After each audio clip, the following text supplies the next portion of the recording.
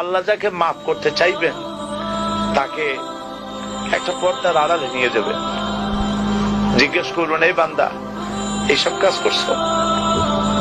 এখন আল্লাহ জিজ্ঞেস করতেছেন, সে তো ভয়তে অস্থির হয়ে যাবে, কেন্দ্রে পাগল হয়ে যাবে, আল্লাহ করে ফেলছি, আবার মাফ করে দাও। আল্লাহ পাক তার জবানের সমস্ত পাপের কথা শুনে সে যখন অনুতপ্ত হয়ে কাঁদতে থাকবে, আল্লাহ বলবেন, যা মাফ করে দিলাম, জান্নাতে চলে যা। এইটা হচ্ছে হিসাব ইয়াসির। আল্লাহুম্মা হাসিবনি হিসাবান ইয়াসিরা। কাবা শরীফ মানুষ যখন তাওয়াফ করে, এই তাওয়াফের ষষ্ঠ তাওয়াফে একটা দোয়া আছে। এই দোয়া আমি যখনই পড়ি আমি চোখের পানি রাখতে পারি না।